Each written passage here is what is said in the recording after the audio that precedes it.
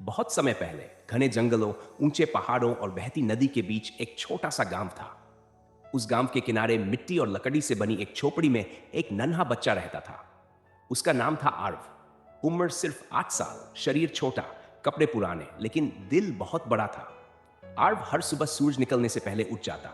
वह जंगल के रास्ते नदी किनारे जाता और आसमान को देखता रहता। उसे उड़ते पक्षियों को देखकर बहुत खुशी होती। वह सोचता, काश मैं भी उड़ पाता, दूर दूर की दुनिया देख पाता। उसके पिता जंगल से लकड़ियां लाते और बाजार में बेचते थे। मां घर पर टोकरी बनाती थी। घर गरीब था, लेकिन प्यार से भरा था। एक दिन मां ने कहा, बेटा, गरीब होना बुरा नहीं, सपने छोड़ देना बुरा है। यह बात आर्व के दिल में उतर गई।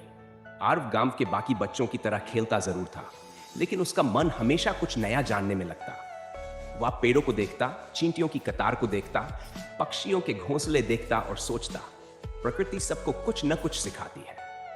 एक सुबह जब वह जंगल के अंदर सूखी लकड़ियां चुन रहा था, तभी अचानक हवा तेज चलने लगी।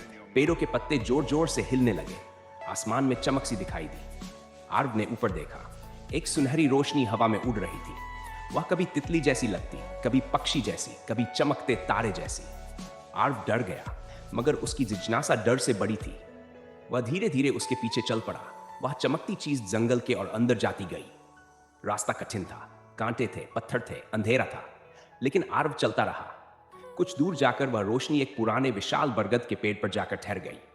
आर्व पास गया तो देखा, वह एक अद्भुत तितली थी।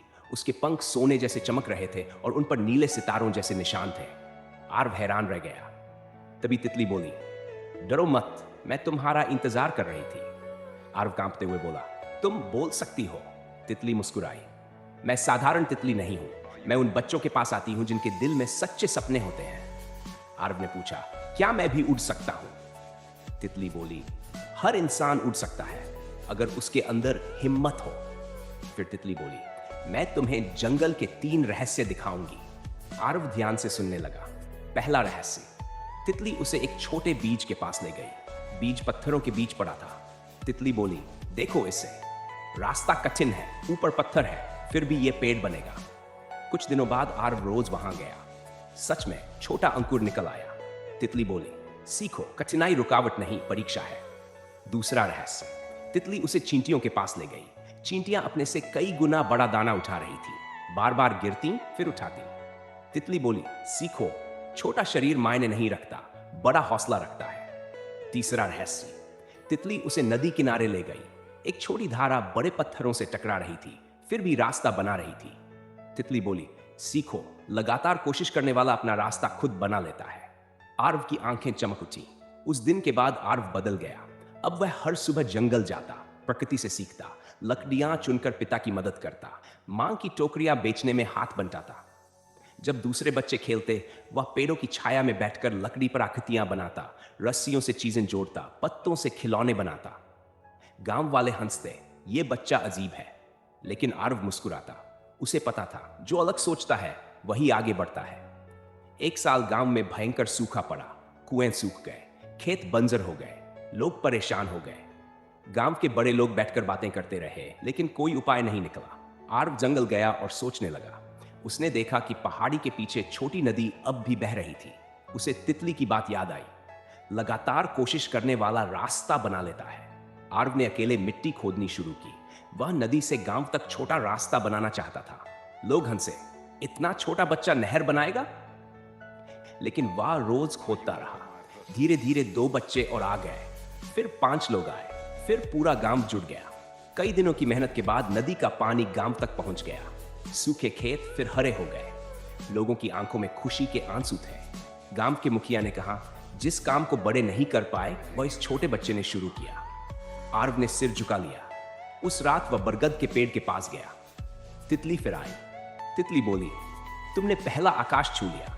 आर्व बोला, मैंने तो सिर्फ कोशिश की। तितली बोली, यही तो असली उड़ान है। समय बीतता गया। आर्व बड़ा होने लगा।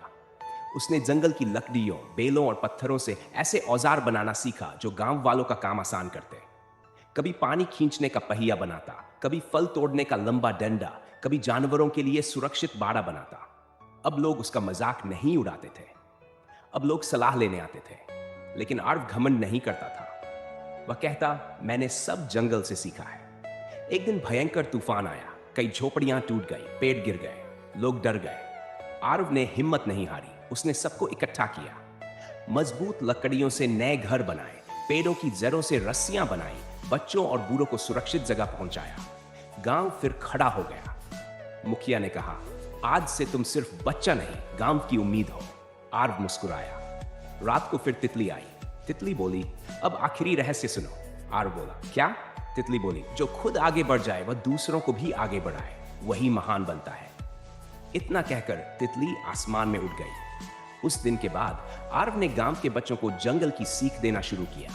वह उन्हें बताता, पेड़ कहते हैं धैर्य रखो, नदी कहती है चलते रहो, चींटी कहती है हार मत मानो, आसमान कहता है सपने देखो। धीरे धीरे गांव बदलने लगा, बच्चे मेहनती बने, लोग एक दूसरे की मदद करने लगे, खेत हरे हो गए, झोपड़ियां मजबूत हो गई।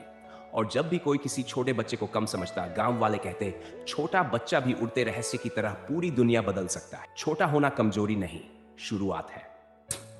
प्रकृति सबसे बड़ी गुरु है। 3, मेहनत करने वाला रास्ता बना लेता है। जो खुद सीखे वह दूसरों को भी सिखाए। असली उड़ान पंखों से नहीं, हौसलों से होती है।